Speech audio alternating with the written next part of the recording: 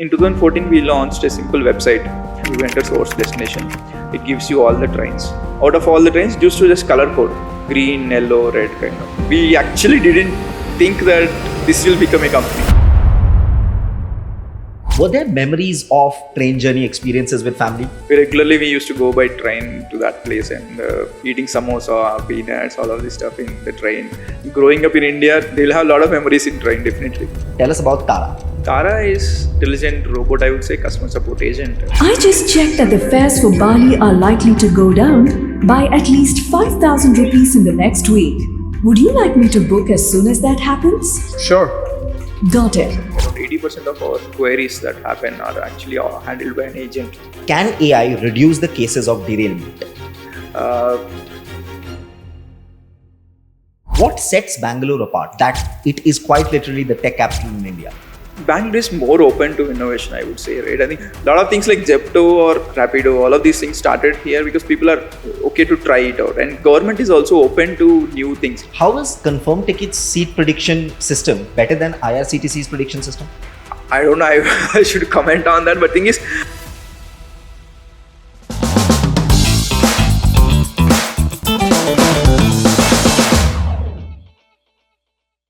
Dinesh, a very, very good morning. A very, very warm welcome to the Hot Seat by AI Media House. How are you doing? good, thanks for inviting me, Korak. It's a pleasure to be here. Absolutely, a delight.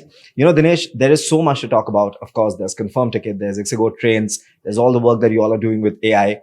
But me and also the viewers, we want to find out a little about the person that Dinesh is as well. So take us a little back in childhood. Tell me how the childhood was like. Tell me what the growing years were like. Okay, I think this question very few people ask. But in general, see, I'm from a small town, Khammam, in Telangana.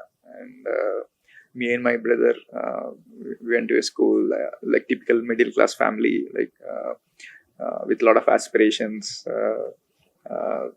Yeah, I used to be a movie buff. Rajnikant movies used to be my favorites, where majority once he rises up in the movie. Triumph So, of the Underdog. yeah. Can you tell me one or two of your favorite ones as a child? There are few things like Basha, Narasimha. These are all Telugu movies which I like a lot. No, but I know of these. Yeah. All of India knows of these. Yeah, They're iconic so, movies. Were you a Kamal Hassan fan also? I mean, not much, but This just happened. Anyone who's a hardcore Rajni fan, Mhm. they are not a hardcore Kamal Hassan fan, and the same way vice versa also. but I mean, few movies I used to like Bharat and all there. I used to like, and but I mean, some of things which inspired are more of Rajnikant kind of style movies, like things. And so I grew up, and then I think, yeah, I think there were some turning points in the life, like you get into a good engineering college, and then I studied in NND Jamshedpur. A lot of people were. So four of my batchmates in college are now working with us in ConfirmTkt. Actually, it shaped me a lot because from a small town to a city where a lot of Hindi-speaking people are there, and at the same time, a lot of people from other states. It shaped me a lot, and I used to participate in a lot of events like robotics, dance, and all. I'm a good dancer, by the way. Did not know this. So I think you were there at Cypher 2024. For Cypher 2025, we have discussed that we will bring up new talents as well. So Like I think dancing. one of them will be Dinesh's performance. Yeah, let's see. And post that, I think I moved into IBM Bangalore. For an year I worked there. I felt like it's a large company. The things that I wanted to do were not happening and all. Then I moved to a startup where I became like the 10th employee there. Then it's online solutions, and I was like 10th employee working on a lot of stuff. So 4 years I worked there, and in between, Sripad is my other co-founder. We were colleagues at IBM. We stayed roommates for 4 or 5 years. Even though Sripad moved to another company, I moved to a different company. In between, we were figuring out a lot of things. One thing we launched 2-3 years after we started in Bangalore is, so there was an interesting incident. Once Sripad came to Bangalore for the first time, I don't know, many of you who lived in Bangalore know the Martali area. There used to be a brand factory there and a Martali bridge. It's like Bridge is still there. bridge is still there, but brand factory is not there. It's less than half a kilometer distance, and these when they landed, they don't know the distance between. And from brand factory to the bridge, I think the auto wala was charging some 200-300 to them. And this is which year?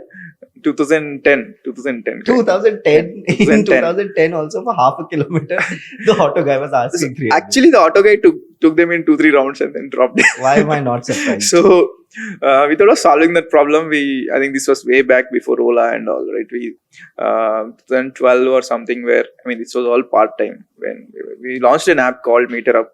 You give a source destination, it gives you approximate auto fare, so you can negotiate with the driver. Oh, wow. So you give a source destination, and it's a simple mathematic problem. You just multiply by kilometers, get the distance from Google, and but it was not there before. We thought we'll just give that cool solution. There was some traction, a lot of people were using it, but it just after 20,000 downloads, it was just stagnant, and then Ola, Uber came. But this was all part-time. And then since Sripati is also from Telangana, so we used to go to Hyderabad, then go back to our hometowns. We travel in trains, sometimes in buses also. In trains, whenever we try to find train tickets, like a lot of times we used to see waitlist, and in some particular trains, certain waiting lists used to get confirmed. In particular trains, certain waiting list it doesn't used to get confirmed. Like in few trains, waiting list 10 used to get confirmed. In few trains, 10 or 5 also doesn't get confirmed. So we thought, let us try if this is a pattern. So lately in 2012 we have written data collection algorithms basically for you to predict something, you need a historical data. When in 2012 when we checked, there is no historical data currently available. So there is only available data of today, up to what waiting list the ticket gets confirmed kind of. So today, so let's say today the train is departing, waiting list 30/20. What it means is like up to waiting list 10 it got confirmed. So 30 minus 20, the 10. Up to waiting list 10, the tickets are confirmed for this particular train on that particular class. So we started recording those events for all the 2000 trains every day for next 2 years. This is just in the background. We have written few scrapers, and then they used to just save this data and keep it. We don't know what to do with the data, but we need the data just to see if our hypothesis is right or not. So in 2014, we took the data and again ran the same algorithms and found a specific pattern actually. We found with very good accuracy that up to certain waiting list in particular train, this gets confirmed kind of. So in 2014, we launched a simple website. It has simple skeleton which says like you enter source destination. It gives you all the trains, current wait list. Out of all the trains, just color code, green, yellow, red kind of. If it is green, it used to get confirmed, and also there is a PNR button. If you enter your PNR, it gives you whether it gets confirmed or not. And to our surprise, this shot up like anything. And one of the investors approached us, and then we said, okay, that's how we quit our jobs and then came into this thing. We actually didn't think that this will become a company. So it eventually turned out to be a company, and then it became blown up.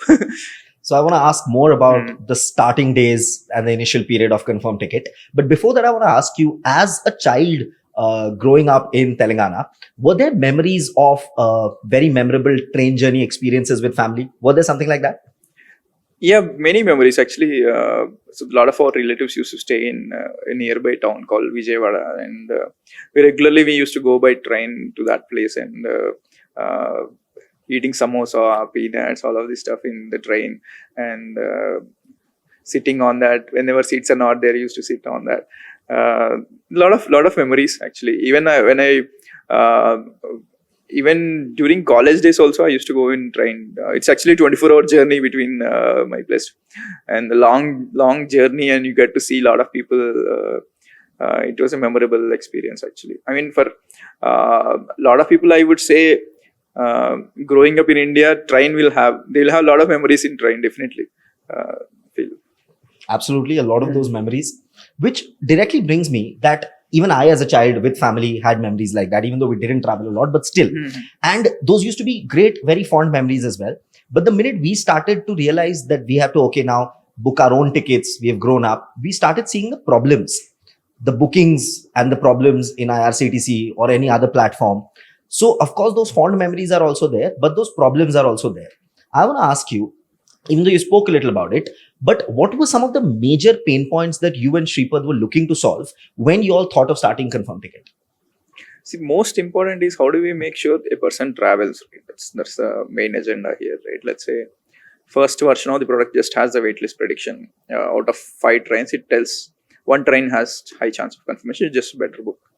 What if there is again a lot of demand, right? That's where we went one step ahead. An year after launching this, we said, also we observed a pattern wherein, let's say if direct train is not available, Bangalore to Hyderabad, if you're searching, if tickets are not available, there might be cases where half the journey, Bangalore Hindupur and Hindupur Bangalore, can be traveled in 2 different compartments because there is unutilized inventory there. So we tried to break that journey and we were able to give tickets. And there were other cases where Bangalore quota might be full, but Mysore quota has tickets. So all of these things we have analyzed and found out like at least 20% inventory can be increased. So that's what we launched. And then we also launched where combining 2 trains also. That's also launched. The latest version is very, very powerful. The current one that you see on ConfirmTkt or Ixigo trains, it has a nearby feature also. What it does is like, it checks the 50-kilometer radius wherever you are traveling and tries to check in that radius also to give you combinations. So eventually it's a simple problem to look at the outside. Like I want to travel, I need a train ticket, but a lot of engineering happens in the how do we give you that train ticket is what happens in the background. A lot of things. While you all were building ConfirmTkt from scratch, what were some of the biggest challenges that you both were facing? See, most important thing is like it's actually first time for both of us, like, and finances, managing money. I mean, one thing that both of us we were together. A lot of things we have gone wrong also, like which I mean, a lot of things we have believed that it will happen. We initially first 2 years we never had a backup plan for anything. I mean, I would say we always feel that it will happen or the investor will wire in the money on the first of the month. Don't worry, all that stuff. But we eventually we understood that there are a lot of variables in the universe and anything can go wrong kind of, and there is always B, C, D plans also now. So that works. When ConfirmTkt's office was getting formed for the first time, you said that there was confusion as to which city that you all were planning to launch it in. Tell us a little about that in short. See, me and Sripad, we are from nearby Hyderabad, right? Initially, we thought, why should we do it there, kind of, and or any other city. But we have seen 3-4 years we stayed in Bangalore, so we have seen the landscape. Or I mean, even at that time, NASCOM started a lot of startup initiatives, and Flipkart was just launched, and we have seen Zomato. A lot of companies were just building up at the stage, and what we have noticed is like after we launched, I mean, we decided let's launch in Bangalore just to see kind of, right. Most important thing is the people we got in Bangalore who are very much interested in startups and working for a small company, and also once we launched, there were so many events happening in Bangalore. It's actually easy for us to attend every week kind of some event, and both of our funding rounds happened during events itself, right?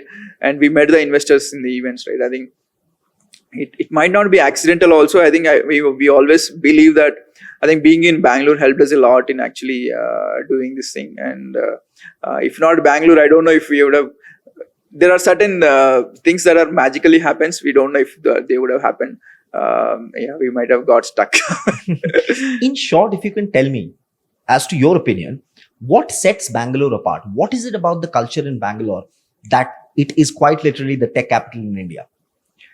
Bangalore is more open to innovation, I would say, right? I think people are okay to take something and people are okay to fail or try things, right? I think a lot of things like Zepto or Rapido, all of these things started here because people are okay to try it out, and government is also open to new things. If they won't take it as a surprise, they take it as a take it with dialogue, saying like, let's see what happens, and kind of, right? And people from everywhere working here also helps, and it's actually a very secure place also, I would say. Secure and safe place, I would say, the entire so that way it also helps. Venture debt, actually we didn't raise actually venture debt. Venture debt, for us it's more equity is definitely. Venture capital we have raised, equity funding we have taken, investor money we have taken. That's very much crucial. I think beginning of the when we are not generating money, you need some capital to move forward, right? I think we raised 2 rounds of funding, and both are very much essential for us. Both came in at a right stage where we actually need money, kind of. I don't know if I am sitting on the other side, I would have funded, because we were not generating any money. There was all free app, and 2 kids are saying that they will generate money in future 4-5 years later, and they need your money to bet big on that, right? So with the same principle, I think me and Sripad, now we have started. We fewer things we are doing in such a way that we are thinking like, if you believe in some person, and even if if might work out or might not work out, let's think of it as something that like a contribution. You never know if few things work, few things doesn't work out. If it works out, it's a good thing for the founder. I think for the entire society also, the number of employees or anything it generates is so huge, the potential. So it's better to just take the bet, kind of. Do you remember who was the first investor? Praveen Agarwal. So he was heading SAP before, and in India, and typical person who helped us a lot in shaping personally me and Sripad at the beginning.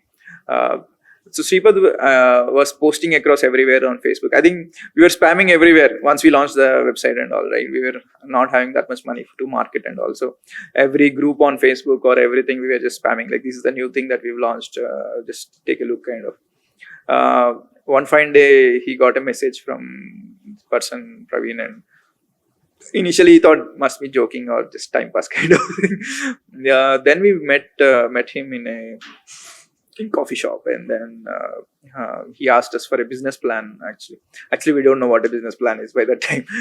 I think just randomly we made, and he actually said, this is not how it has to be. Give me a projection, even if it's wrong, just try to make the projection for 3 years, kind of. Then we made some projections in the paper. I think at the back of mind, he also knows that none of this might work out. 5% or 10% only we might achieve. So he has committed. So he committed some money. That's the first amount. And Shashi is Sripad's friend in US, and he also said Sripad actually was in US when we actually quit our jobs. It was actually a tough decision even for him or me also to quit our jobs. Which year was that when you both quit? End of 2014. So that was the year itself that you all launched ConfirmTkt. Yeah. So first year we have. After 6 months, this is what everything happened, like the funding, everything happened. So initially Sripad he went to US and he used to send $1 lakh a month to run the operations. I used to stay here. Then there were a lot of interns come back from office, then sit with them, make it work, kind of. Once Praveen entered, then we said, let's go full time and start try figuring this out. And so that's the journey, actually. So you mentioned that he asked for a business plan. Even you guys weren't sure of the business plan. But what was the business plan that you then formed? What was the revenue plan? Because you were saying right now we are not making any money, but 4 to 5 years down the line, we would. What was that plan like? How did you all think that revenue will start to come 4 to 5 years down the line? See, one thing that we had was users. By the time we came full time, we were having 1 lakh users every day. Every day? Every day. I think now we have 50, 100x of that. But what I'm saying is at that time, the platform became so viral, actually. But there were really, even now, there were a lot of platforms which are having so much potential. But the thing is, we were comparing with US, actually, at that time. We thought Facebook, Google, all of these guys, with these many users, they make so many dollars. So we were relating that way. I think one and a half year later, when we actually launched ads on our platform, that's when we realized it's almost 1/10 or 1/100th of what the payouts that you get in US, kind of the ad revenue that you actually generate. Our business model was simple. We use initially we thought ad revenue is something that you have millions of users and ad revenue, you will be able to make a lot of money, but that didn't scale up actually. So we had to take a pivot. So this was still the time when only the prediction facility was available. Booking wasn't available. Booking was So at what point of time, which year did booking start as well? 2017. How did that happen? So I think we were experimenting with multiple revenue models. Like one is ad revenue. We also started selling bus tickets on our platform, food bookings, a lot of things we have done, but nothing was scaling up. We were having like monthly expense of 7-8 lakhs, and the same amount used to come back. We actually dried up all the funds into 2016 itself. So we had to, so we were surviving. We were just surviving kind of for a year. 2017, I would feel, is the dullest year for us. People don't know what's going to happen, kind of thing like that. But there were few people who reached out saying, "I don't know what I'm doing here. Should I move out?" Kind of. Then I said, "Let's wait. Let's try. Let's see what's going to happen. We never know." Kind of. End of 2017 is when we approached Railways saying if we want to start transactions on the platform, and but it also comes with a lot of restrictions. Like this is all restricted. You can do these many API calls or everything, And we were all ready. Like we wanted to jump in and see how it works out. And we must be like the 15th one to get the license. And luckily within 4 years we reached the number 1 spot. So we were ultra focused on just one thing, and so that actually worked kind of. So this was 2017 when booking started as well. Yes. And you said it was the dullest year. Yes. At which point of time did you and Shripad both realize that, okay, finally it's taking off? What made that happen? In 2018-19 kind of, when we discovered that flywheel. So for any company, what I meant by flywheel is like, let's say you generate some money, you again put the money in marketing, and it again gives you more money.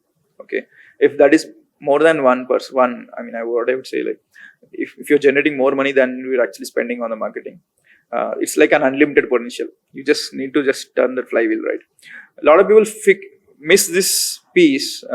Let's say if you're spending 1 crore on marketing and first year, next year you might, if you're spending the same amount, then it's a wrong thing. If your 1 crore has generated, let's say 2 crore, you should actually spend double that of, like, a lot of people might.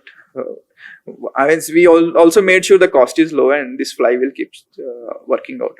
And luckily that worked wonders actually. And also at the same time, we had a wonderful team. The team actually, product team, made sure that people landing on the platform to doing a booking is the highest percentage conversion.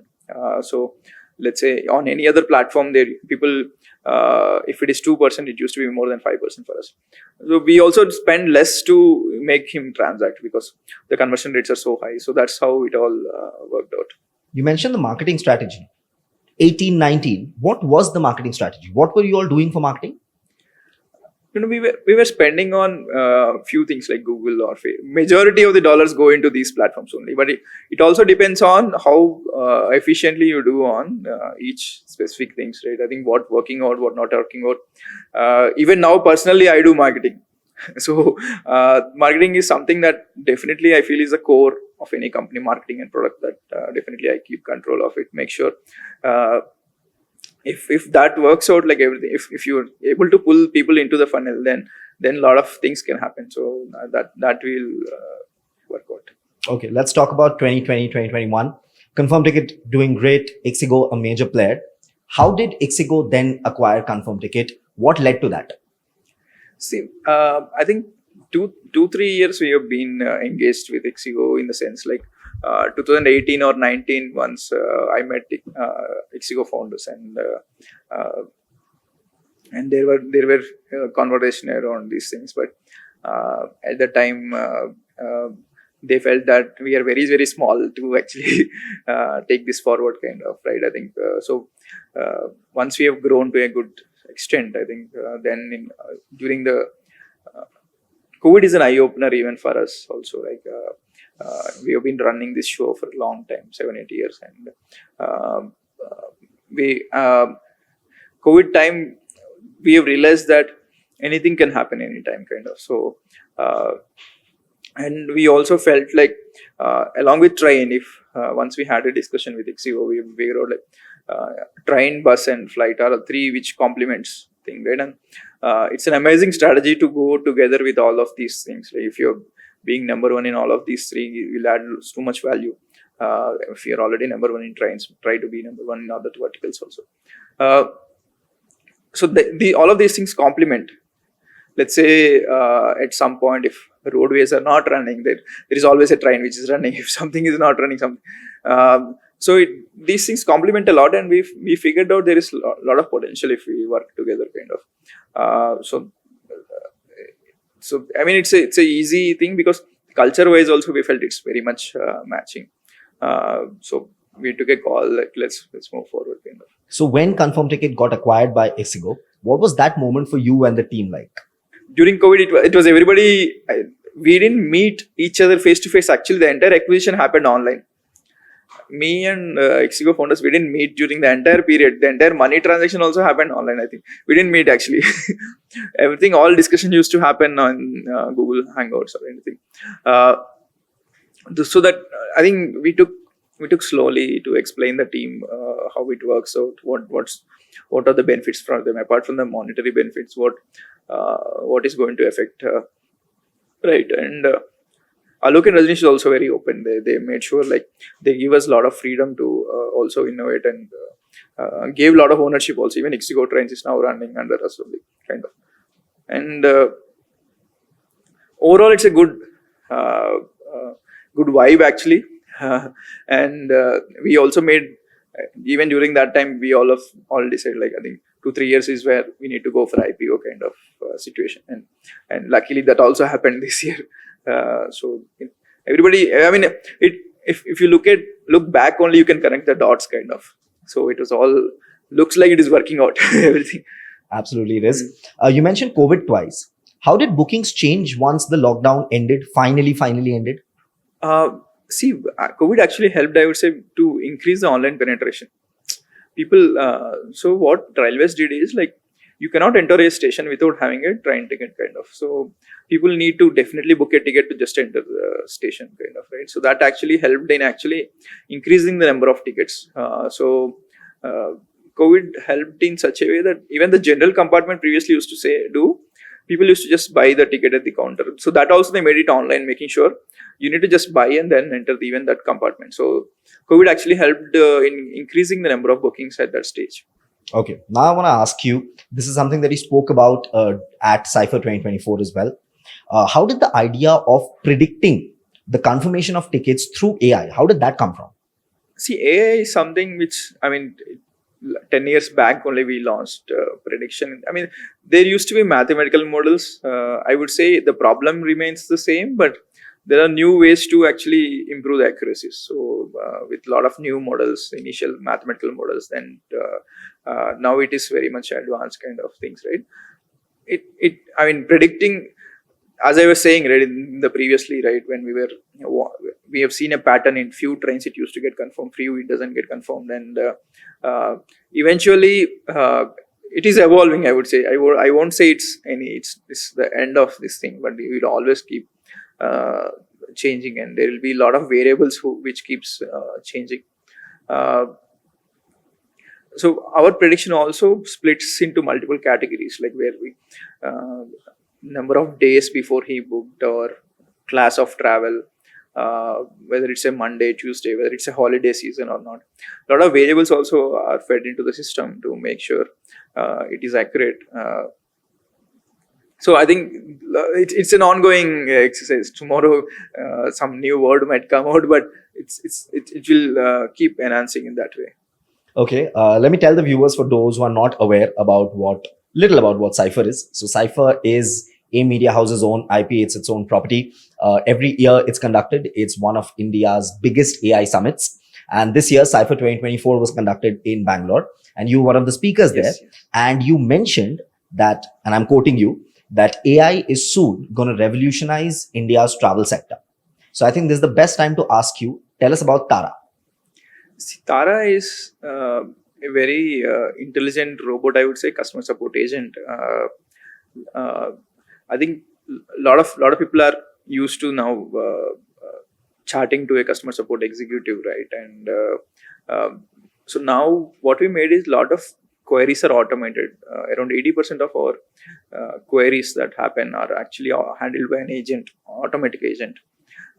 If few things are not handled, then they pass to a manual agent. But Tara is a very sophisticated, I would say, system which addresses all the queries. It looks at our it's also personalized. Let's say he looks after his query, his PNR, his journey. Everything is it goes back, checks everything, and then comes back. That's and also in the beauty of any generative AI model is like it's able to understand what user is saying in the regular speech kind of. So that way we're able to parse it properly. During that same speech itself, you said that people were enjoying conversing with Tara so much over text that they were asking all sorts of questions. Many of those questions were not booking query related at all. They were just talking. What did you all do to address that? See, one definitely you need to stop people from using it that way, right? Like there is always filters that we keep adding, right? Let's say somebody said people might ask silly things like will you come on a date with me kind of. So if the agent name is written as Priyanka, the other side, it's just to pass time kind of. Like I think so. A lot of things are filtered out, saying I can't address this thing. Please let me know anything related to your booking or anything like that. So it's just the filters that we usually do. Like what are and it's also intent based. What I meant by intent is each intent is a specific. Let's say we define the system saying 10 different intents are the ones which you need to address. Whether it can be with his flight booking, train booking, or hotel booking, and these are specific child parameters or anything like that. Right? If anything that's not falling in the intent, there is always a fallback message that you get. So that's how it is addressed. It's a simple, I would say, training system. Did Tara get sleazy comments and DMs? But I mean, all of those gets filtered out. Like I think those things. So if a train customer care bot is also getting sleazy comments, I can't even imagine what virtual influencers might be getting. Yeah. Okay. I want to ask you, how is Ixigo Trains using AI agents? See, one thing is Tara is something which we have this ring, right? And we have other automated outbound calls, which like one thing is we take NPS survey, like we call users and ask like how are you feeling, I mean how is your experience talking to the customer care, or few things we also take for hotels. Actually we are also calling out, taking feedback on how was their stay, and we are also rolling out a few features where, for let's say we've launched a new feature, we want to take feedback, right? Previously we used to do with manually, people actually calling, and even definitely we need manual calling from product managers. We have a definite thing in the company where they actually talk to the customers. If whenever they've released a feature, whoever is using that feature, they call and ask like what's happening. But with the agents, we are actually expanding the universe, saying you can actually make automated calls to broader people and then check their feedback, how they are using it. What does Ixigo Echo do? Echo is another interesting thing I have also talked on during that meeting. So Echo is what it does. Let's say we handle 2,000-3,000 calls on a daily basis. We have an audit team which audits. They can't audit the entire thing. They randomly pick 5 or 6 calls every day and keep auditing. And maybe once in a week for each person, they audit 2-3 calls, right? But what Ixigo Echo does is like the entire 3000 calls are fed into the system, and it tags every call saying this is a good call, bad call. It has this text like I will escalate this to your CEO, all of this, right? So Echo gives us filtering of, let's say, top 10 bad calls of the day, right? Then the top 10 are audited and making sure everybody listens. Nowadays, what we are doing is we are also in the group where top management is there. Top 5 calls, bad calls from yesterday. Every morning the message comes. So for everybody to listen so that they can address this thing, right? That actually is a very interesting use case. Even you can actually, let's say we launched a new feature, right? You can actually tag it saying everything that is related to this new feature, you give it to us, kind of. So that's easy. Previously, a person manually has to handle it. It drop down, he need to select this disposition he need to do. It takes time. Some people might miss it out. So now it's very easy to say, give me all the calls which are related to this particular feature. Or let's say user is not getting refund last 10 days. He's complaining that it's already 1 month I didn't get money in my bank account. All of those calls you divert it to this. Those things are all can be addressed easily with this. You said as well that you all incorporated AI into the workforce, especially the prediction bit, long back, a decade back, way before AI was cool. Tell us, what were some of the sort of technological upgrades that you all did when the Gen AI boom happened 1 or 2 years back? See, Gen AI primarily helped with all of these things like Tara. It helped. So primarily, it's with prediction, with only the waiting list prediction. I would say it used to be multi-regression that we used to do at the beginning of decade, and now it's more neural network models that we implemented. So it gets enhanced, right? There are also multiple different algorithms that we try it out, saying if this algorithm has what accuracy, and also we keep tweaking and making sure like which comparison between two models, which one is working out, kind of. We also do one thing that helped or recently is like it became much faster to launch with a lot of tools that are available. It's very, very easy to give input system and you get output. I mean, you need to tweak it saying, I need this kind of, you need to optimize basing on this thing. Like here it is prediction accuracy. So those things became very easy to launch anything new actually. What we are currently also doing is we have more dynamic prediction also. So 4 or 5 years back, what used to happen is, let's say 2 months back, we say 95% accuracy. We used to stick to that 95%. Recently, what we are doing is we are making it more dynamic. The 95 can become 91 or 96, basing on as the day keeps passing, right? So it became more dynamic prediction these days, and that's one interesting insight. How is ConfirmTkt's seat prediction system better than IRCTC's prediction system? I don't know. I should comment on that, but thing is, I would say, I mean, it's the best that's available in the market, I would say, because we have been doing this for the past many years, right? And with a lot of historical data and tweaking it every month or so, we made sure it is the best, right?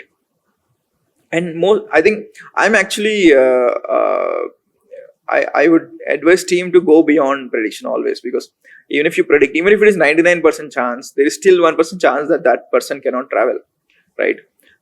So that is where the alternate options come into picture, right? How do we make sure he travels, right? So that's the core area people are now working constantly, making sure that keeps happening. Many other platforms have this as well. Many people who keep booking are aware of this as well. But tell us a little in short about the alternate options that you guys have. See, so alternate options has multiple flavors, I think, right? So initial version has 2 flavors, it became 4, now it has 10 kind of. So let's say somebody is traveling from Bangalore to Hyderabad or Bangalore Mumbai, if you see, okay, the train goes via Nagpur, and Bangalore to Mumbai, if tickets are not available, there might be chance that Bangalore, Nagpur, Mumbai tickets are available. There can be multiple class also. Let's say half the distance you travel in second AC, half the distance you travel in third AC. So if you directly search on any other platform, you might see that zero tickets are available, right? On our platform, what you see is like two different seats. It just combines saying second AC and third AC. You can just book here, kind of. So this is one flavor. There is one more flavor saying instead of Bangalore, you book it from Mysore. You can actually board in Bangalore itself, but you can start from Mysore, kind of. The train starts from Mysore, but you can book it from Mysore, and then boarding point you can set as Bangalore. So that's legally valid. So all of these options are available. There are multiple such flavors, like combining two trains is also one alternative option. So eventually, as I was saying, right, the more inventory you keep increasing, that's more beneficial. I want to ask you, India's language diversity is absolutely immense. How have you all integrated multilingual support into your AI systems to cater to the large audience in India? See, even now, I would say we are still at Hindi, English kind of approach, but slowly it is evolving. We have been using and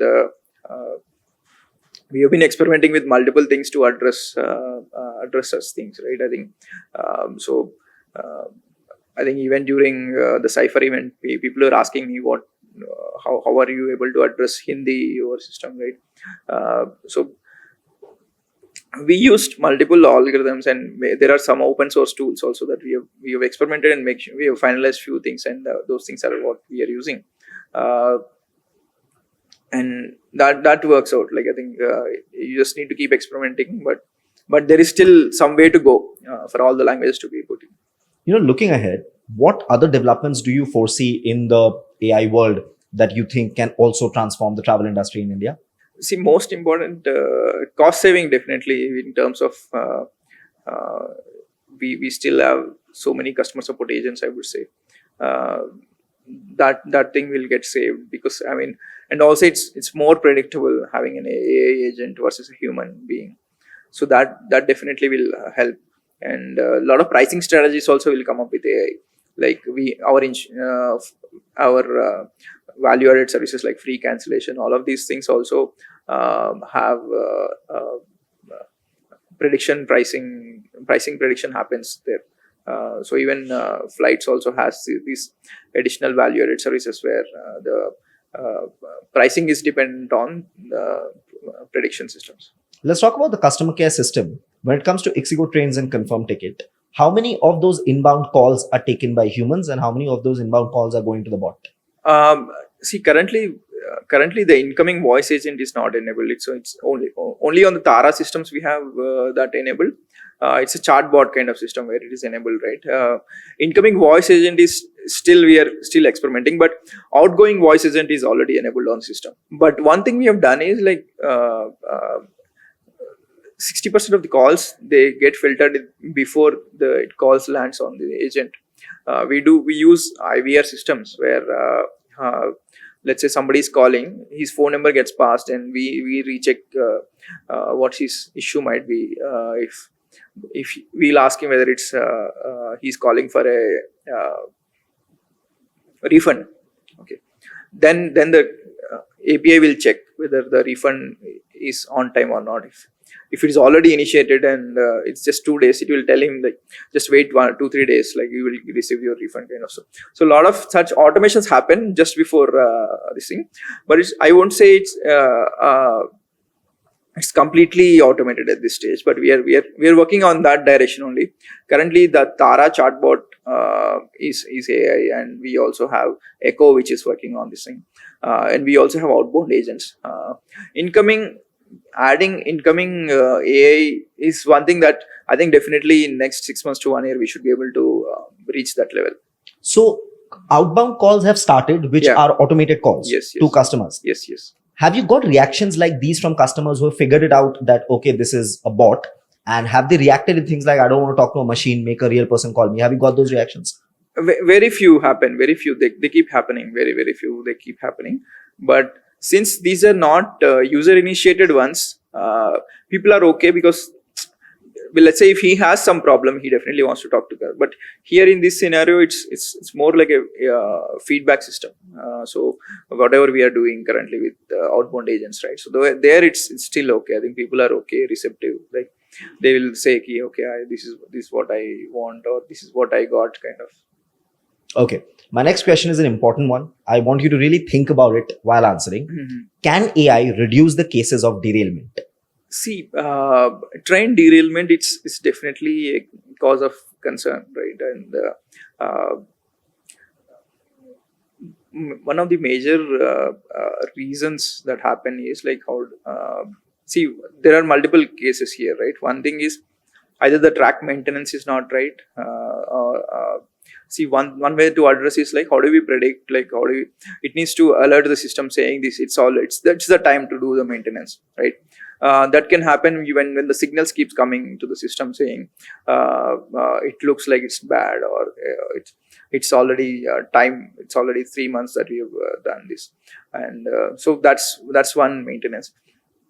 And second is using a lot of systems, like even the cars now has a lot of systems saying to avoid collision systems, right? I think the railways definitely is working on, it's already on, in majority of Vande Bharat trains it's already there, the train collision system automatic.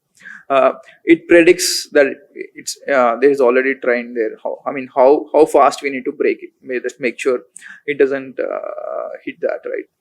I'm so sorry. I'm going to ask you about this. So you're saying that a majority of the Vande Bharat trains have that automated Yes, system they available, have, yes. where say if there's a cow on the railway track Yeah. or something else, Yes. the train gets to know. Yes. And what happens then? Is there a person right in front who has to press brake, or No, does no, the brake they happens call it the automatically? system kavach. Okay, it automatically brakes, so without any manual intervention. Okay. Even recently, we have seen some video where railway minister himself was sitting, and they've tested it just to give the confidence that it works. Kind of. So it's definitely a brilliant system. It's just that it's not implemented across all the trains now. They are working on making sure that that happens as soon as possible, right? Those are the two areas. And how do we and there are some, we can also make sure, like I've seen few truck drivers have this system where basing on his driving patterns, the people operate, the head office gets to know that this truck driver might be sleepy, kind of signals, just so that How does AI get to know that? see, basically Is there a basing on his camera or a brake patterns or these patterns and driving all. patterns? Yeah, there is a company called Vahan Analytics. I think I don't know if they're still there, but 3-4 years back I've seen their pitch, which mainly specifies this, right? All the cab operators or these guys can actually, they can just fix this device, and you get signals whether the driver is actually in his very good state or not, right? The same things also in trains. If there is a camera which keep analyzing the driving patterns and his facial impressions and making sure like he's steadily on state, kind of, right? I think a year back we have seen a case where a derailment happened because they are not attentive, right? I think that's also one, because he was on duty for more than 24 hours, right? And we cannot blame him also, because he's so much fatigued, and there are multiple we need to make sure how do we address those concerns also, right? I think so that's also one area I feel definitely we can improve. I want to ask, the truck example that you gave. All right, so the head office gets to know that the person is not in a proper state, the driving is happening in a rash manner.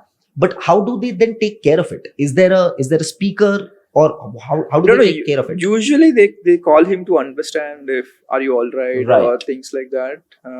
Definitely. So in major operators, they'll have backup driver. They will say, give him some rest, you take the control of it, kind of. So those things happen. So it's still a work in progress technology. I think it's there in many countries also. They've been implementing such situations where so if they keep calling and saying like this how you need to take care, kind of. Okay, let's talk a little about the progress of ConfirmTkt and Ixigo Trains. I have a few numbers here with me. In 2022, Ixigo Trains was the 8th most downloaded travel and navigation app globally, according to Data. Both Ixigo Trains and ConfirmTkt apps were featured in the top 10 downloaded travel apps in India in 2022. And if people are thinking both of these are 2022 data, even now, the market share for Ixigo Trains and ConfirmTkt is 50%. So the numbers are doing great. What are some of the key strategies and innovations that you think are getting attributed to this growth? I would say the most important thing that's working out for us is the core focus, right? We have a dedicated team which focus day in and day out on the train journeys, right?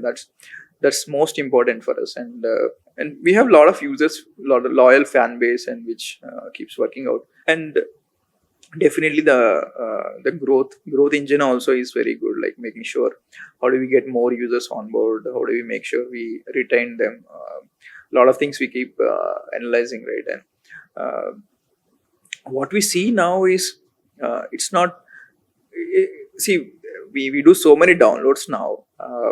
More than 40% are now re-downloads. It's the second time people are actually downloading. It's not the first time, kind of. More than 40%. That's a very big number, actually. So even though we are acquiring so many users, because a lot of people have already downloaded these apps at least once in their lifetime. So they are just it's just like when they travel. See, Trains is a use case where they travel like 5 or 6 times in a year, kind of, right? Some people might just unload the app and just install whenever they travel, kind of situation. So it doesn't need that they need to keep the app all the time, right? So that's one thing. I want to ask you, you all manage over 150,000 transactions daily. Yes. But when it comes to the team size of Ixigo Trains and ConfirmTkt, it's 80 people, if I'm not wrong. I would say both combined, yes, 80 people. Both combined 80. Yes. How do you all manage such a huge workload on a daily basis with a team that is of 80 people of size? And how much does AI help in your day-to-day work and regulations? AI majorly helps in giving alerts if there are things that are falling apart, right? Like what kind of things?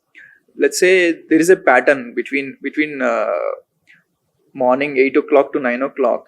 Usually last 7 days, the bookings used to be like 6,000 during that hour, or 5,000, something like that. Whenever there's a deviation or 10-20%, it sends an alert to the first level. And if he addresses saying everything is right, just okay. If he doesn't respond or anything, after 10 minutes, again it alerts the superior. So that way we will able to completely address not only the number of bookings, we also go so much deeper. Let's say we have 6 screens before user does a booking, okay? Between screen number 3 and screen number 4, if there is drop by 20-25% in an hour, there is an alert.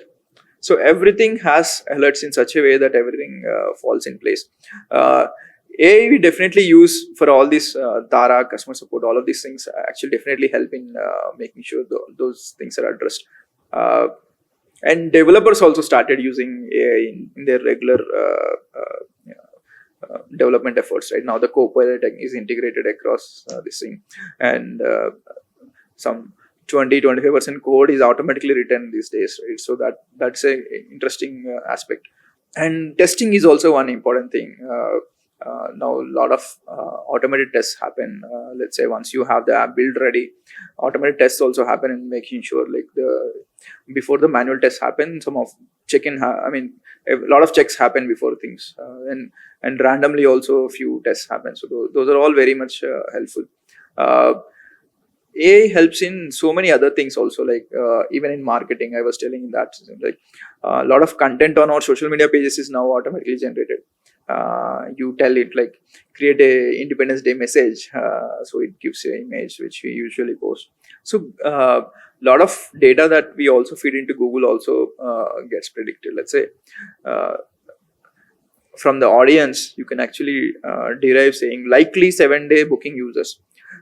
So that again gets fed into the system, and we actually target those users also.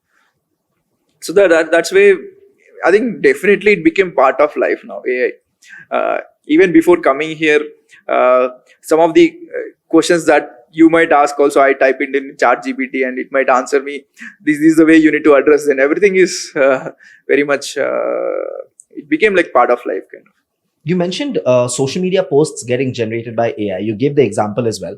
Off the top of my head, I can think you need a content writer for that. You need a graphic designer for that, for the post to happen, and somebody in distribution for the upload and everything. Has hiring cost reduced because of AI? So it reduced. See, basically what we did is we didn't scale up last 2-3 years. The same team is able to address more queries, kind of, right? So that way we are able to not fire people also. At the same time, we are able to scale up, kind of. So we didn't hire, I would say. It's just that the same people actually were able to cater to bigger things also. Now we have common teams for social media. Let's say flights also, same people handles hotels, everything. It became easy for them also because to handle and easy to generate content also. I mean, most important time goes in ideating what needs to be shown. Generating content creation has become very easy these days. So the most important part is what is the idea for this week or things like that. This is my last question for this segment. You mentioned developers and them using AI. Do you see a near or a distant future when developers won't be needed for coding at all? It'll all be AI. I will love to check that, because You will love to see that. yeah, I mean, I'm saying I don't want to remove developer jobs. It's not that, but see, basically what I see in future going to happen is like product managers definitely are pretty much will be able to say what I need kind of. Even developers will be there to supervision like what needs to be done kind of. But the majority of the work will happen automatic. So that's the way I see the systems evolving.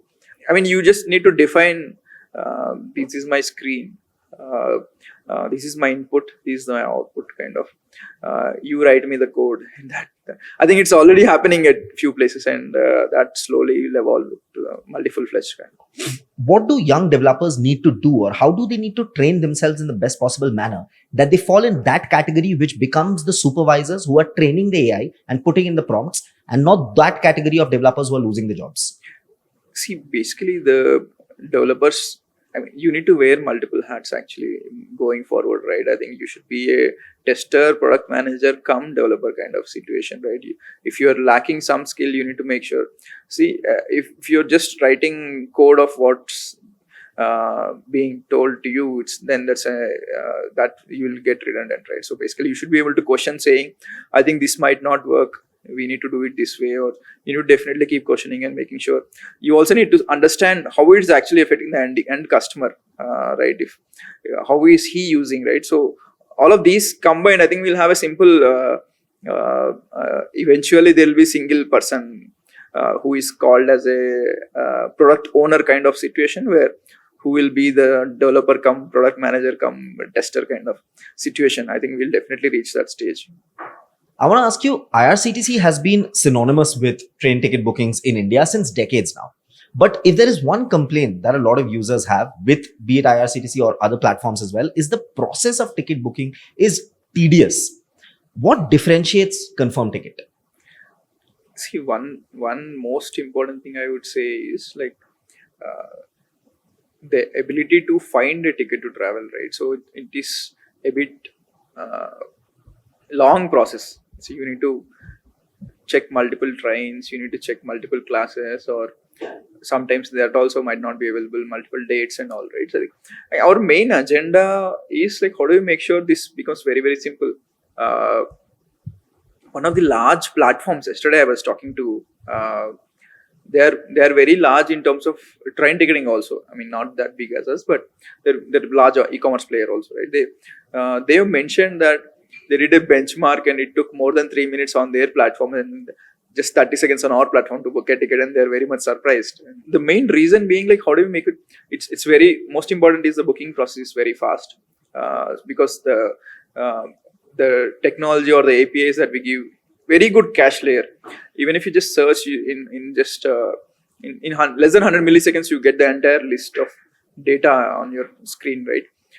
Whereas other platforms, you need to keep clicking each train to check their availability and all. That's one important thing. And at the also same time, all these alternative options add a lot of flavor to this. Also, everything is it's present in the first screen itself, just for the user. Like they can quickly see how it is working, not working, and a lot of availability options and all, right?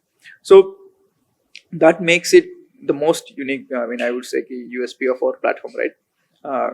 Initially, when we launched the platform, people were not people. I would say some of the investors or even ourselves were not sure whether people will pay that extra 20 rupees or 40 rupees to us when compared to the platform available out there. We are actually expensive, right? But everything has proven wrong, because if you add a lot of value to the customers, they'll be happy to pay kind of. So that's how we have grown to this state. What's one pain point when it comes to booking a ticket on, say, IRCTC or other platforms that ConfirmTkt has eliminated completely? This looks like an extension to my previous answer also, right? I think most important pain point is during the booking process, the ability to find a ticket, right? That's the most important thing that's been eliminated, right? So I think we are so confident that if you're not finding a ticket here, you won't find anywhere else, kind of. That's the level of deeper that we have gone into, right? And see, any feature that we develop, right? We feel like 4 years is the time period when others keep copying. If somebody is not copying, then it's not a good feature also. So we keep innovating every 4 years. There is that cycle of people actually using that, and it's a good thing also for the entire society. So we keep innovating, and the new things keep happening in the system. What were some of the features of ConfirmTkt that were most copied by other platforms? Prediction, I would say, alternates, simple things like showing everything on the first screen is also a interesting feature, I would say. There are, how do we handle post payment experience? So lot of such things. Like, I think I should not say copied also, I would say, like, it's actually a good thing. We have made it like a rule book to follow, kind of, you can think of. We are the first ones to define certain things, that this is how it has to be, and people started following that. During a booking, failed payments and session timeouts, especially failed payments, people hate that. They frustrate us a lot. What does ConfirmTkt do to address that? We do layer by layer. The first thing is anxiety that people get as soon as let's say, if he doesn't pay, that's a thing. Like, but if he already paid it, he doesn't receive a message, then that's a bigger thing actually for him. Huge anxiety. Huge anxiety. Till right? the time that email confirmation doesn't come, I am still up until date. I'm like, where is the ticket? So first thing to address is, there's always a bar that keeps running on platform. It says, like, you can resume your booking, kind of, your payment is safe. So that thing assurance we give. So you can resume clicking on that button, just finish the last process there. If his payment is done and it's not updated, right? So usually we have regular systems. We check every 5 minutes, kind of, which automatically tracks the entire, all the backup systems, and make sure all the payments it calls, and just if there is any extra payment which is not in our system, these systems, they just update and as soon as it is updated, it notifies the customer that your payment has been captured. Don't worry about it. And also we have multiple payment options now. So just to make sure it's very much native options, and we have the highest success rates even in the payments. Just failover systems, like, let's say if one payment gateway is not working, how do we move between payment gateways? Everything is systems in place, right? Let's say an SBI bank is not working now. How do we make sure the second one is working? Also notify the user saying this has problems. You actually better use a different payment system. So all of those things are put into picture, and definitely I would say we have been helped by all this UPI wave and all last 3-4 years, right? Geo UPI. The timing is very good for us, I would say. The moment we launched to now, right? People started making a lot of digital payments, and all people are now used to doing. So that actually helped. So it working out. I want to ask you about the digital payment bit. You're launched in 2014. Ticket booking launched in 2017. We are in 2024 now. 2025 is just about to start. Yes.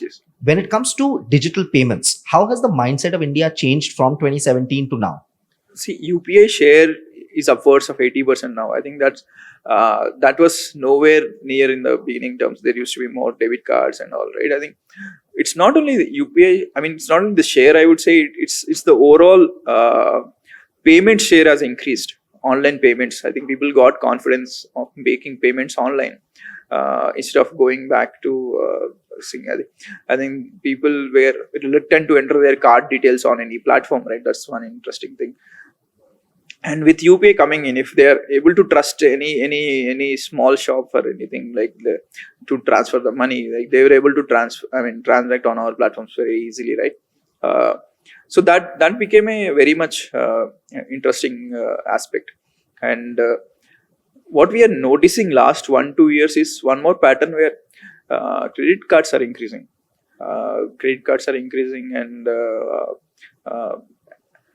definitely in railways there is a major shift happening between non-AC to AC. People are actually upgrading to AC. Even government is launching majority AC trains only these days. Right? All the Vande Bharat are now AC ones. Right? So that those things are happening. So basing on that, the digital profile, everything is changing. You mentioned credit cards and then the AC bookings. Do you have data as to how many of these bookings are done by youngsters? Because youngsters love credit cards. See, majority of our bookings are between 18 to 44. Is the maximum bracket. That rest all are actually not that significant for us, right? And even in that scenario, between 18 to 30 is when you see a lot of bookings happening. I think percentages I should get checked and give you, but I would say ki, it will be in similar ranges, right? I think, and also it depends on high value transactions are usually on credit cards, like AC, second AC, first AC kind of, where more less than 1,000 rupees transactions are majorly on UPI kind of what we see patterns. Yeah. Let's talk about the morning time of a train booking day, the maddening time called Tatkal. During Tatkal bookings, platforms like IRCTC and other platforms really struggle with traffic surges. How does ConfirmTkt ensure reliability during these high pressure times?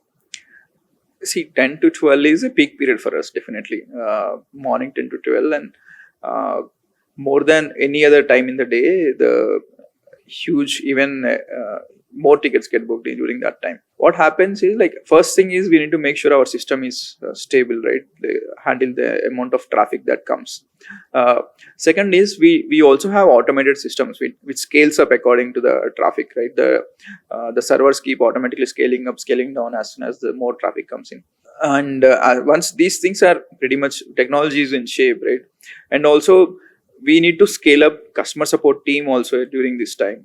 So what happens is, even the schedule of the team, usually these people work for 8 hours kind of, right? So we will schedule in such a way that majority of people stay during this time frame, 10 to 12 kind of. So I mean, all the calls are answered. There is no abundant rate and all, right? All of these things actually help in seamless transactions, and yeah, team is always on backup. I mean, always on the mode to just check if there is anything goes wrong and address it right away kind of, because this is very crucial period definitely for us also. Do you have a data as to what is the success percentage rate of bookings on your platform during Tatkalas? That I don't know I can mention, but in general it's I don't know if I need to give any of that data. We'd love to get that data. Is it higher than IRCTC or other platforms? I don't know if IRCTC publishes that. I don't think they publish anything, but they publish on something like what is the maximum tickets we can book in like 10-second period kind of.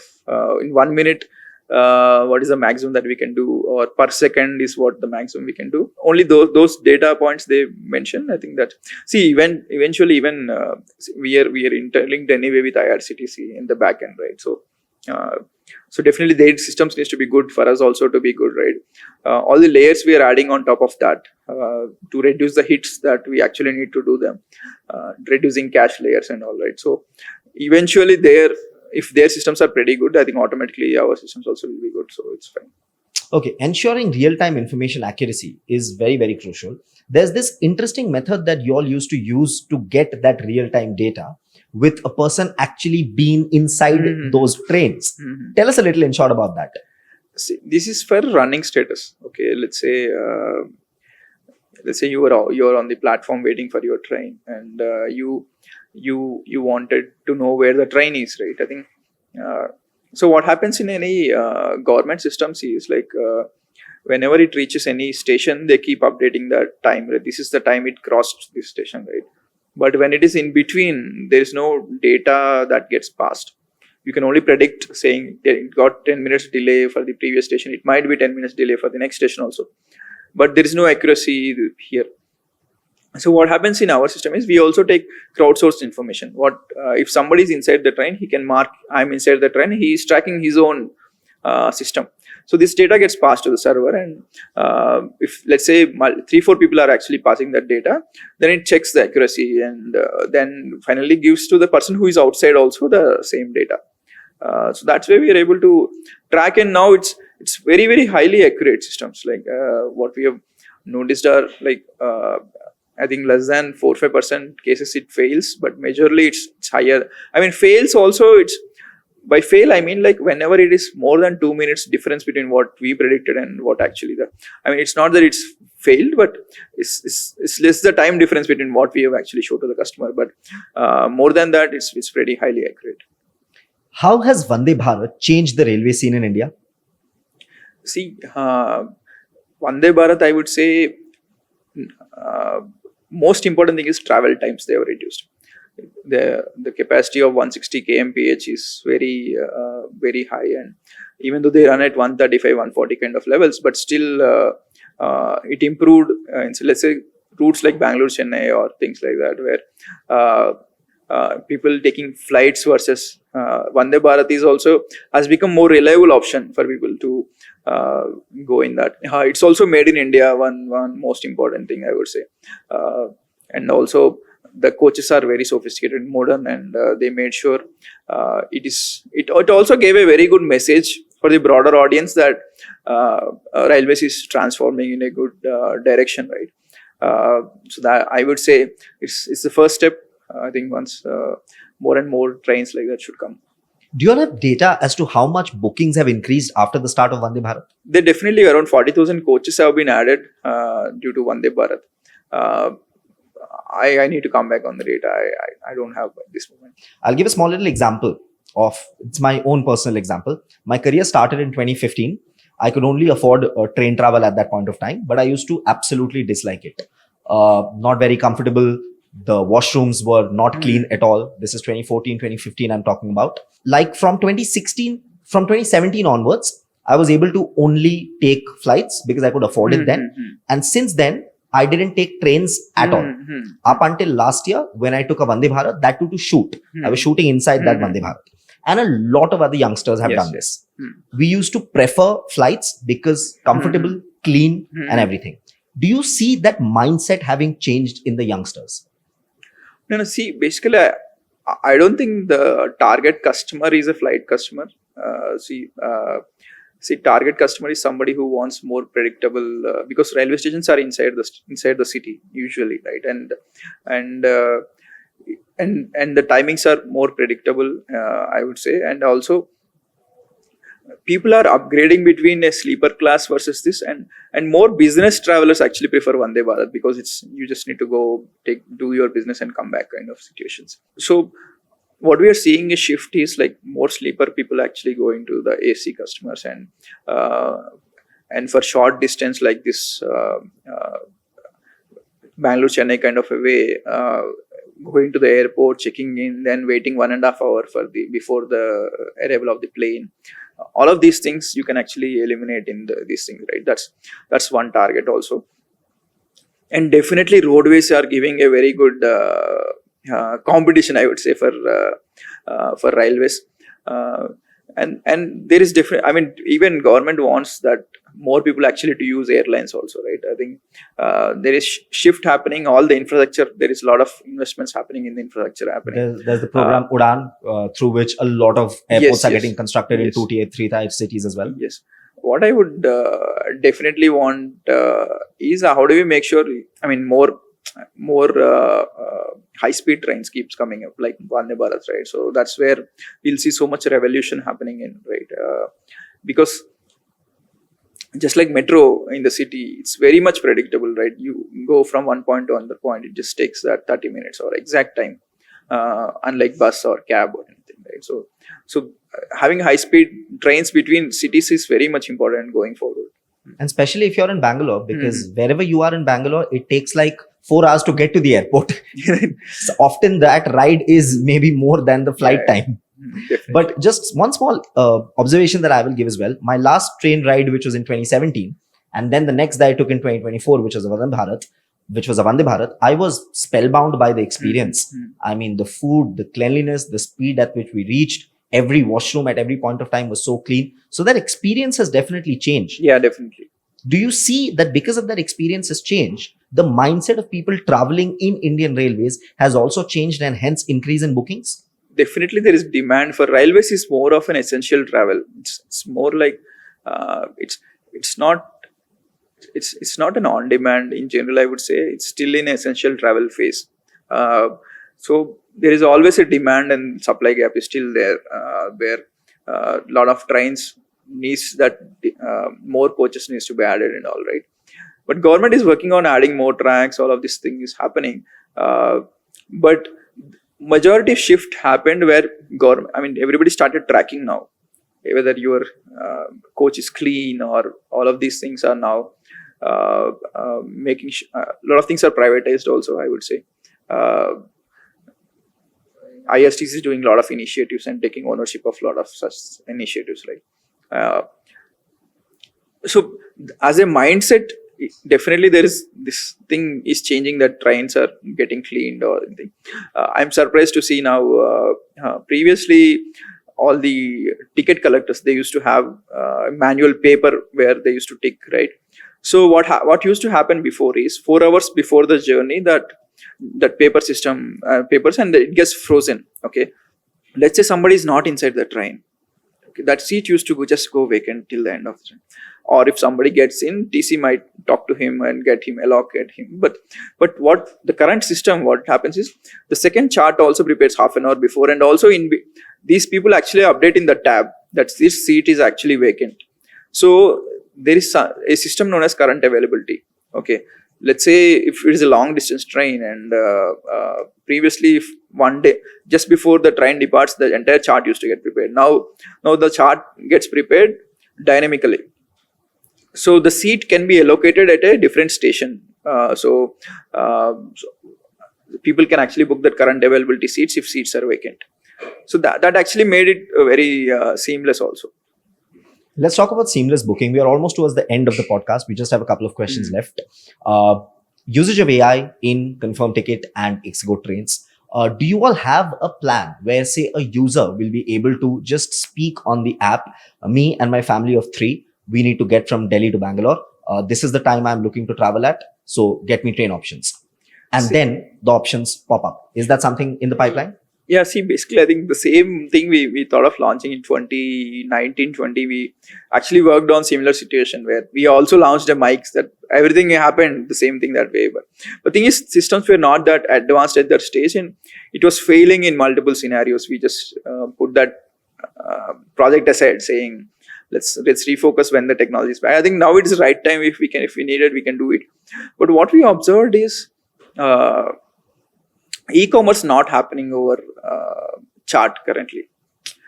I mean, even now, if else it would have been easy, like order me a pizza would have been very easy these days. Like, but that's not happening because it's the interfaces. People, I think, still takes time to get used to. People needs to understand. They need to get used to these interfaces, and it takes time. I think I would say more and more people get used to the chart interface and voice interface. That's where the revolution comes, where everything, the consumption happens through voice, and then it happens. But now it is, I would say it's still not ready. Else, even the numbers on Amazon or Facebook, Flipkart and all, where people use mic just to search, just the first level, but the entire thing, it's still some way to go. Okay. Last question before we let you go. After that, we have a small rapid fire. But last question that I want to ask you. You yourself are such a successful founder, such a successful entrepreneur. If somebody has to ask you to give it advice to budding entrepreneurs and budding founders out there in the country who want to build something in the country, take it to the world, what will your advice be? See, it is always the customer, right? I think if you're doing the right thing and customer says it's a good thing for him, and he's willing to pay you money, then nothing is going to stop you, right? You just need to make sure focus on that, right? And one more thing is, a lot of people I've seen in the journey giving up in the first 5 years. I think building any business takes 10 years definitely, so stick to that timeline and do not give up early. You never know what's going to come. Lovely advice there. Dinesh, we cannot let you go before a short little rapid fire. Questions are short, answers have to be even more crisp. So let's start. Most scenic train journey in India? My favorite is the Ooty train, the toy train that I've taken. So there are multiple things, but this has been my favorite. Startup mantra in one line? Don't give up. Great advice. Train food is bad, fact or false? Uh, False, actually, I would say it's not bad these days. Even Domino's is serving, so don't worry about food these days. Exactly. Hmm. And after I had the breakfast in Vande Bharat, even I would say it's false. Yeah, it's because false. great food. Yeah, lovely food it was. Flight or train? What do you like more? See, I mean, both ways I need to answer here. See, if it's a short distance train, long distance flight kind of thing. But you started your career with Career with train, Yeah, so I should exactly. not say anything else apart from that. Yeah. So is the final answer trains? Yeah, trains. Emotional answer as well. I can Emotional imagine. answer. Yes. If you had a magic wand and you could eradicate one problem from Indian railways, what will it be? See, I always feel that we need very high speed trains, right? When I visited Europe and all, then I felt like 500 kilometers in 1 hour, if you can cover that will, I mean, it has enormous potential. Bangalore Hyderabad 1 hour, Bangalore Mumbai 1.5 hour, Bangalore Delhi in 2.5 hours. Just imagine what is going to happen if that becomes a reality, right? I think Bangalore Chennai less than 1 hour. Just think of 500 kilometers per hour trains, and I think those definitely we should get as soon as possible, because that will expand the country like anything. So that is the most important thing we should work on. Do you see that happening in Indian railways anytime soon? I think there's bullet trains and all. There is that Mumbai Delhi, this DPR happening. It's taking time. A lot of hurdles there. 5 years, 10 years it took. But yeah, I think that needs to speed up. I think there is always, because these are like governments. These projects are long-term projects, like 10, 20 years they take to for anything. Because the governments keep shifting every 5 years, 10 years. So these have taken backseat. But bullet trains were there in Japan 30, 40 years ago, right? I think we have been, when I was kid also, I was dreaming that bullet trains will come to India, and still we haven't seen that. I think times need to change, and we also deserve that bullet trains. So definitely need it. What do you think is going to happen in the next 5 years that might revolutionize Indian travel? Indian travel, definitely more flights, I would say. It is going to be super connected. It's going to become, and government is also working on multimodal connectivity systems where you get down from a train. As soon as you get down, there is a feeder to your next. So airport hub, bus hub and train hub, all three will be interlinked with high speed corridors. So you have that high speed systems to connect to each. Let's say you got down from a train, you need to go to the airport, there will be a high speed train. The West has this a lot. Yeah. So this will make it more seamless between connections, right? So that's one thing. That major shift is happening, and that will happen. And roadways, as you're seeing, the very, very high speed roads we are seeing nowadays. So definitely we are on track. But yeah, I think we just need to continue. We need to keep spending more. Absolutely. Guys, that was Dinesh here from Ixigo Trains and ConfirmTkt. What an absolute delight it was to talk to you. Thank you so much for your time, for your answers. How was the podcast for you? It was very good. Thank you so much for asking a lot of questions. That's my job. I have to. Yeah. But thank you so much for all your answers. There was a lot to learn about the industry, a lot to learn for budding entrepreneurs out there as well. Guys, do tell us in the comments, how did you like this podcast? If you liked it, do share it with your friends as well. A lot of advice there for budding developers too.